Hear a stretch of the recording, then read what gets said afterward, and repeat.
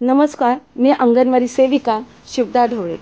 आज मी माझ्याबरोबर अंगणवाडीत कार्यरत असलेल्या सहकर्मचारी अंगणवाडी सेविका रेश्मा सरनेकर हिने कॅन्सरवर मिळवलेल्या विजयाबाबत सांगणार आहे। रेश्मा रवींद्र सरनेकर, वय वर्ष 40, अंगणवाडी सेविका म्हणून खार सांताक्रूझ नागरी या प्रकल्पातून काम करते। गेल्या वर्षी महिला व बाल विकास विभागाकडून सर्व अंगणवाडी सेविका व मदतनीस यांची ऑगस्ट 2023 मध्ये राज्य सरकारद्वारे राबविण्यात आलेल्या आनंदीबाई जोशी आरोग्य तपासणी करण्यात आली। त्यावेळेस आम्ही प्रत्येक सेविका ही तपासणी करून घेत आहोत की नाही याचा पाठपुरावा आमच्या CDPO माननीय श्रीमती प्रेमा घाटगे मॅडम व आमच्या मुख्य सेविका सुशीला कीर्तिकर व सीमा इनकर मॅडम ह्या सतत आढावा घेत होत्या। जर कोणी तपासणीत हलगर्जीपणा करत आहेत असे आढळल्यास ते त्वरित त्या सेविकेला ऑफिसला बोलावून घेत असत व समजावून का ही तपासणी गरजेची आहे हे सांगत होत्या। आम्ही तपासणी करून घेण्याचे ठरवले। आमच्याबरोबर तपासणी करता रेश्मा ही आली होती। भाभा हॉस्पिटलमध्ये महिला डॉक्टरांकडून तपासणी करून घेण्याचे सांगितले। आमची तपासणी झाली, तशीच रेश्माचीही तपासणी करून घेण्यात आली। रेश्माची तपासणी करून घेताना डॉक्टरांच्या लक्षात आले की तिच्या मानेच्या दोन्ही बाजूला गाठी आहेत। त्यांच्या निदर्शनाखाली तिने सर्व तपासण्या करून घेतल्या, पण तिचे सर्व रिपोर्ट्स नॉर्मल आले होते। रिपोर्ट नॉर्मल असले तरी डॉक्टरांनी तिला ऑपरेशन करण्याचे सांगितले। आधी ती खूप घाबरली होती, पण आमच्या मुख्य सेविका सुशीला आणि सीमा मॅडम यांनी तिला कॉल करून समजावून सांगितले की हे ऑपरेशन करून घे आणि असे बजावून सुद्धा सांगितले। तिनेही त्यांचे ते बोलणे मनावर घेऊन ऑपरेशन करून घेतले। त्यानंतर ज्या डॉक्टरांनी तिचे ऑपरेशन केले आणि रिपोर्टमध्ये त्या डॉक्टरांनी तिला त्या गाठीचे सॅम्पल तपासणीसाठी पैसे सुचविले। त्यानंतर ज्या डॉक्टरांनी तिचे ऑपरेशन केले आणि रिपोर्टमध्ये कर्करोग कॅन्सर असण्याची शक्यता दर्शवली आणि गाठीचे सॅम्पल टाटा मेमोरियल हॉस्पिटलमध्ये तपासणीकरता देण्याचे सांगितले। रेश्माच्या गाठीचे सॅम्पल घेऊन तिचे मिस्टर टाटा हॉस्पिटलमध्ये गेले।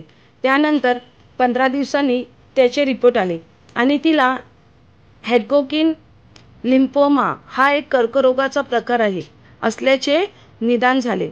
त्यावेळेस हे ऐकून तिचे मिस्टर, तिची फॅमिली व आम्हाला सुद्धा खूप मोठा धक्का बसला। आम्ही जेव्हा तिला भेटायला गेलो तेव्हा ती खूप रडत होती, टेन्शनमध्ये होती। तिला तिचे जीवन आता पूर्णतः संपल्यासारखे वाटत होते, कारण तिची घरची परिस्थिती खूप बिकट व नाजूक आहे व तिला एक छोटा मुलगा सुद्धा आहे जो आता शाळेमध्ये 5वीत आहे। कॅन्सरचा होणारा खर्च कसा करणार, ह्यातून ती बरी होईल का, हेच टेन्शन तिला सतत येत होते। त्यानंतर तिने हे सर्व आमच्या CDPO मॅडम प्रेमा घाटगे व मुख्य सेविका सुशीला व सीमा यांना सांगितले। त्यांनी तिला खूप धीर दिला। आम्ही सुद्धा सर्व सेविकांनी एक मैत्रीण म्हणून तिला खूप मोठा मानसिक आधार देण्याचा प्रयत्न केला। आता रेश्माचा उपचार टाटा हॉस्पिटलमध्ये चालू झाला। डॉक्टरांनी तिचा उपचार किमोद्वारे सुरू केला। कॅन्सरची सुरुवात असल्यामुळे डॉक्टरांनी तिला 6 किमो देण्याचे ठरविले। किमोचा त्रास सहन करत करत तिने 6 किमो घेतले। त्यानंतर तिचे रिपोर्ट नॉर्मल आले आणि जुलै 2024 मध्ये तिचा उपचार पूर्ण झाला। प्रकल्पातून निघालेल्या आनंदीबाई जोशी आरोग्य तपासणीमुळे तिला कॅन्सर असलेले समजले व त्याच्यावर लगेचच उपचार करून पूर्णतः ती बरी झाली। कधी कधी मनात सण करून होतं, जर आमच्या मॅडमने आम्हाला कंपल्सरी तपासणी करण्यास सांगितली नसती तर तिने पुढे स्वतःकडे तरी कधी लक्ष दिले असते। आपण सुद्धा कुठे स्वतःकडे तेवढे लक्ष देतो, फक्त घर, मुले, काम एवढंच बघतो। रेश्मासारखी अजूनही आमच्या मैत्रिणींना त्यांच्या आजाराबद्दल समजले, जसे कोणाला ॲनिमिया आहे, गर्भ पिशवी फायबर गाठ आहे, कोणाला पायीचा त्रास होता त्याचे कारण समजले। मी तर म्हणेन आम्ही लहान लहान मुलांची काळजी घेतो, घरच्यांची काळजी घेतो आणि स्वतःची काळजी घेण्यात वेळ राहत नाही, पण आमची काळजी घेण्यासाठी खार सांताक्रूझ प्रकल्पातून आम्हाला CDPO प्रेमा घाटगे मॅडम तसेच मुख्य सेविका सुशीला कीर्तिकर, सीमा इनकर मॅडम आम्हाला आहेत, जे आमची मुलींप्रमाणे काळजी घेतात। अभिमान आहे मी ज्या प्रकल्पात काम करते, कारण ते प्रकल्प फक्त कामच करून घेत नाही तर आमची काळजी सुद्धा घेतात. खूप खूप धन्यवाद.